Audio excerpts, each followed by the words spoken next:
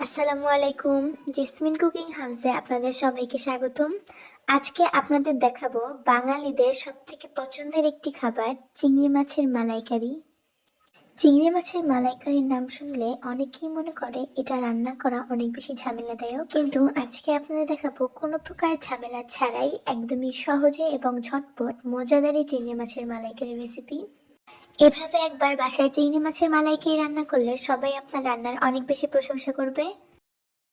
তো যারা আমাদের চ্যানেল নতুন তারা অবশ্যই আমাদের চ্যানেলটিকে সাবস্ক্রাইব করবেন এবং লাইক কমেন্ট শেয়ার করে আমাদের পাশে থাকবেন। তো আর কথা না বাড়াই, চলুন আমরা রেসিপিতে চলে যাই। তো প্রথমে আমরা এখানে বেশ বড় সাইজের চিংড়ি মাছ নিয়ে নিয়েছি। তারপর আমরা এখানে দিয়ে দিব হাফ চামচ হলুদের গুঁড়া এবং স্বাদ মতো লবণ। তারপর এটাকে ভালোভাবে মেখে নিব। চিংড়ি মাছগুলো ভালোভাবে মেখে নেওয়া হয়ে গেলে আমরা এগুলোকে তেলে ভালোভাবে ভেজে নিব। তো আমাদের চিংড়ি মাছগুলো ভালোভাবে মেখে নেওয়া শেষ। এখন আমি এগুলোকে ভেজে নেওয়ার জন্য চুলায় ফার্স্ট একটা প্যান বসিয়ে দিলাম। তারপর এখানে দিয়ে দিব বেশ খানিকটা তেল। তেলটা যখন হালকা গরম হয়ে যাবে তখন আমরা এখানে চিংড়ি মাছগুলো দিয়ে দিব। আমরা সবগুলো চিংড়ি মাছ একসাথে ভেজে নিব না, আমরা এটাকে দুই ভাগে ভাগ করে ভেজে নিব।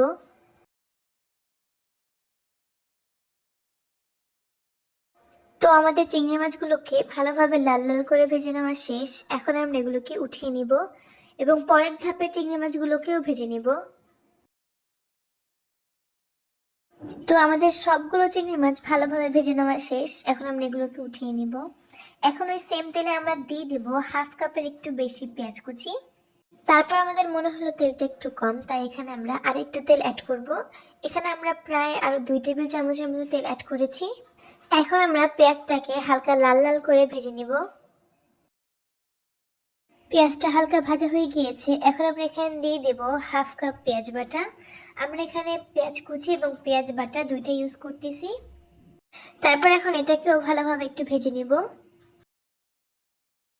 পেঁয়াজটা যখন হালকা ভাজা হয়ে যাবে তারপর আমরা এখানে দিয়ে দেব 1 চামচের একটু কম হলুদের গুঁড়া, 1 চামচ মরিচের গুঁড়া এবং হাফ চামচের একটু কম ভাজা জিরার গুঁড়া।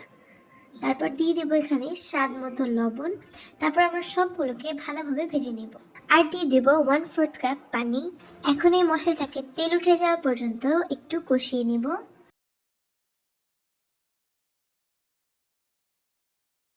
তো আমাদের মশলায় কিন্তু তেল উঠে গিয়েছে, তার মানে আমাদের মশলা কষানো শেষ। এখন আমরা এখানে দিয়ে দেব ভেজে রাখা চিংড়ি মাছ। আর দেখতেই পাচ্ছেন মশলার কালারটা এখনই কত বেশি সুন্দর লাগছে। তো আমরা সবগুলো চিংড়ি মাছ এখানে দিয়ে দিব। তারপর এটাকে ভালোভাবে একটু নেড়ে নিব।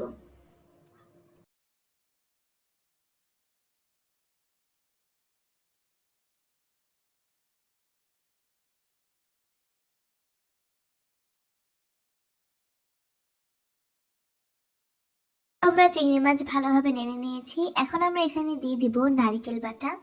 তো আমরা এখানে 1/3 কাপের মতো নারিকেল ভালোভাবে বেটে এটা নারিকেলের পানি এবং সেই নারিকেল সহই আমরা এখানে দিয়ে দিব। আমরা কিন্তু এখানে শুধু নারিকেলের পানিটা ইউজ করিনি, আমরা কিন্তু নারিকেলটাও ইউজ করেছি। তো এখন আমরা এটাকে ভালোভাবে নেড়ে দিব।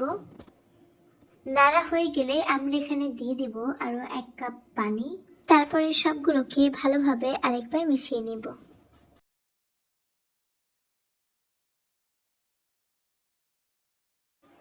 তো কিছুক্ষণ পর চিংড়ি মাছে বলক চলে আসছে। এখন আমরা এখানে দিয়ে দেব আস্ত কাঁচামরিচ। তারপর এটাকে ভালোভাবে নেড়ে ঢাকনা দিয়ে ঢেকে দেব। তো আরো কিছুক্ষণ পর আমরা ঢাকনাটা উঠিয়ে নিলাম। তো আমরা এখন এটাকে ভালোভাবে নেড়ে নিব। আর আমরা এই মালাইকারিটাকে একদম পানি শুকিয়ে যাওয়া পর্যন্ত, যখন তেল উঠবে সেই পর্যন্ত ভালোভাবে রান্না করে নিব।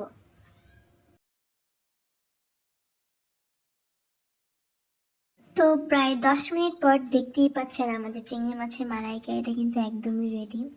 আর মাশাল্লাহ কতটা বেশি সুন্দর হয়েছে এবং অনেক বেশি লোভনীয় লাগছে। তো এখন কিন্তু আমরা এখানে দিয়ে দেব ভাজা জিরার গুঁড়া। আমরা এখানে হাফ চামচ ভাজা জিরার গুঁড়া উপর দিয়ে দিয়ে দেব। তারপর এটাকে লো আছে আরও মাত্র 2 মিনিট রেখে দিব, তাহলে কিন্তু আমাদের চিংড়ি মাছের মালাইকারি একদমই রেডি। আমার তো এখনই দেখে খেতে ইচ্ছে করছে। 2 মিনিট হয়ে গেলে আমরা এটাকে উল্টিয়ে নিব এবং এই ভাজা জিরার গুঁড়াটাকে ভালোভাবে মিশিয়ে নিব। তো এরই মধ্যে কিন্তু আমাদের চিংড়ি মাছের মালাইকারিটা একদমই রেডি, আর কিন্তু আর কোনো কাজ নেই, একদমই রেডি হয়ে গিয়েছে আর আমরা চুলাটা অফ করে দিয়েছি। তো ভিউয়ার্স, আজকে আমাদের রেসিপি এই পর্যন্তই। আবার দেখা হবে নতুন কোনো রেসিপি নিয়ে। তো যারা আমার চ্যানেল নতুন আছেন তারা অবশ্যই অবশ্যই আমাদের চ্যানেলটিকে সাবস্ক্রাইব করবেন এবং লাইক কমেন্ট শেয়ার করে আমাদের পাশে থাকবেন। তো আজকে এই পর্যন্তই, সবাই ভালো থাকবেন, সুস্থ থাকবেন। আল্লাহ হাফেজ।